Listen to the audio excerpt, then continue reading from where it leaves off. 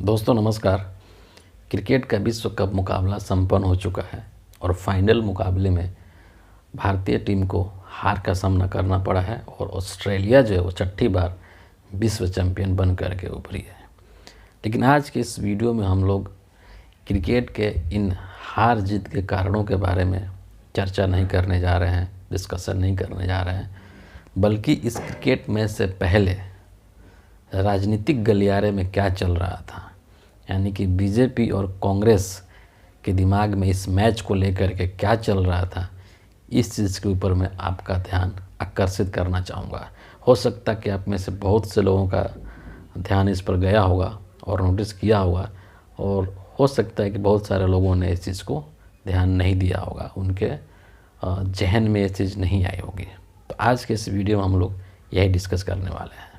दरअसल जब ये चीज़ फिक्स था कि जो फाइनल मुकाबला होने वाला है वो अहमदाबाद के अंदर जो नरेंद्र मोदी स्टेडियम है वहाँ पर होने वाला है, और जब ये खबर आई कि फाइनल जो मैच होगा इंडिया और ऑस्ट्रेलिया के बीच में, उस मैच को देखने के लिए नरेंद्र मोदी जाएंगे गृह मंत्री के साथ में, और साथ साथ में ऑस्ट्रेलिया के प्राइम मिनिस्टर और डिप्टी प्राइम मिनिस्टर को भी न्योता दे दिया गया।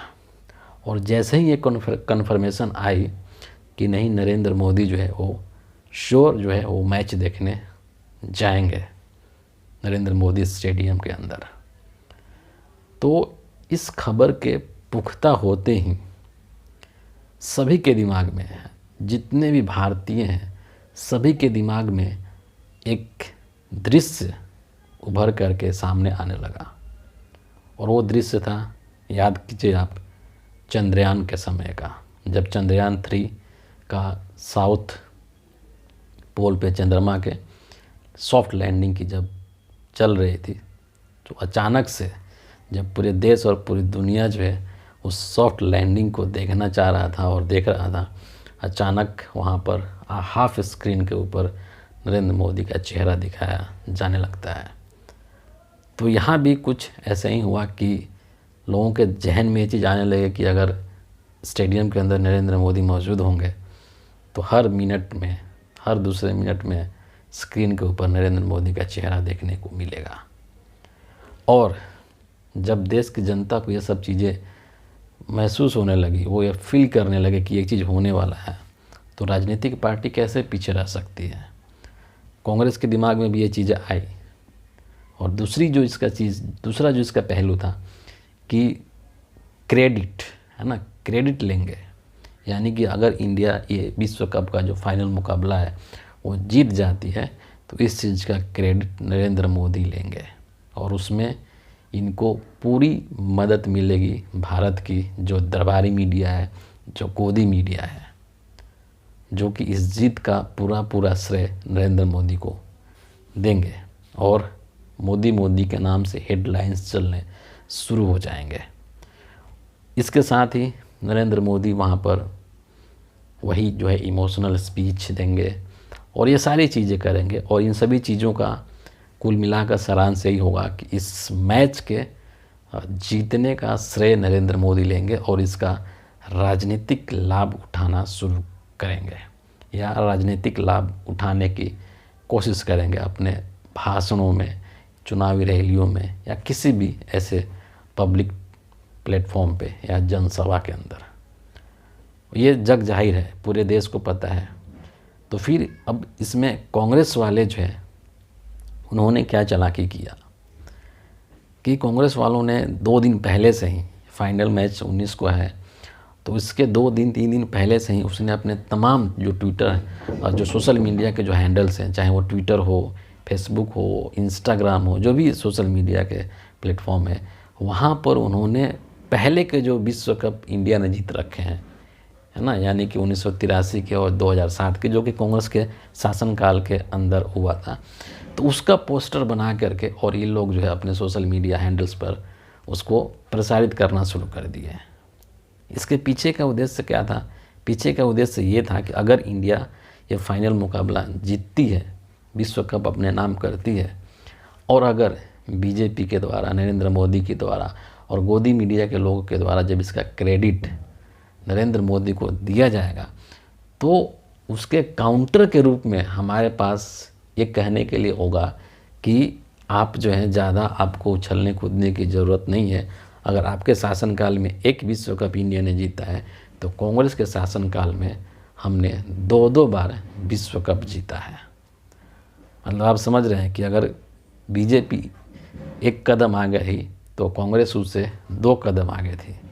तू डाल डाल तो मैं पात पात। काउंटर अटैक करने के लिए पहले से ही कांग्रेस ने अपनी जो ग्राउंड है वो तैयार कर रखी थी। तो कहने का मतलब ये है कि ये सब चीज़ें क्यों हो रही हैं। जो हमारे देश के प्रधानमंत्री, इनकी छवि ऐसी बन चुकी है कि हर चीज़ का क्रेडिट लेना चाहते हैं और उस चीज़ का राजनीतिक लाभ या उसको अपने राजनीतिक फ़ायदे के लिए उसको भुनाने की कोशिश करते हैं। ये चीज़ें जो है अब सामान्य हो गई है, आम हो गई है, सबको ये चीज़ें पता चल गई है। और इसीलिए कांग्रेस ने ऐसा प्लान बनाया था कि अगर ऐसा होता है तो हम इसके लिए पहले से ही तैयार रहेंगे। लेकिन दुर्भाग्यवश ऐसा नहीं हुआ और इंडियन टीम जो मैच हार गई, जो कि बुरा लगा। बतौर भारतीय दर्शक सभी को बुरा लगेगा।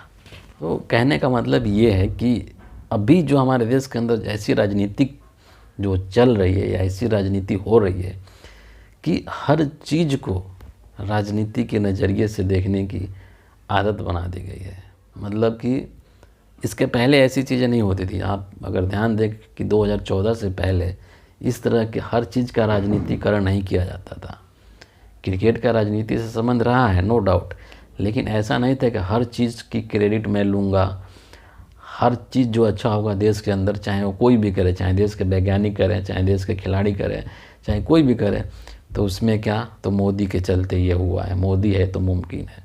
तो इस तरह की राजनीति पहले नहीं देखने को मिलती थी भारतीय राजनीतिक व्यवस्था के अंदर। लेकिन 2014 से ये सब चीज़ें आम हो गई हैं कि अगर एक सामान्य से सामान्य चीज़ भी होती है, कोई उपलब्धि होती है भारत में, तो उसकी क्रेडिट बीजेपी और नरेंद्र मोदी उसकी क्रेडिट लेना चाहते हैं, जो कि संभवतः इसको इतना सही नहीं कहा जा सकता है ना। जो व्यक्ति मेहनत किया है उसको उसका सम्मान मिलना चाहिए, उसकी क्रेडिट उसको मिलनी चाहिए, ना कि उसकी क्रेडिट किसी राजनेता को दे दिया जाए।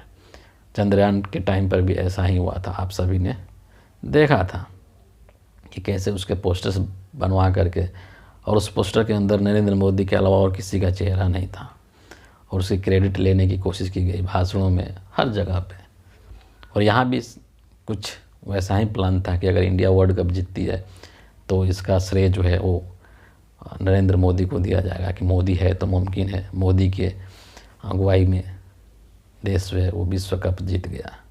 लेकिन दुर्भाग्य से ऐसा नहीं हुआ और शायद नरेंद्र मोदी के मंसूबे पर और गोदी मीडिया के हेडलाइंस पर पूरी तरीके से पानी फिर गया। फिलहाल इस वीडियो के लिए इतना ही। आप सबका बहुत बहुत धन्यवाद।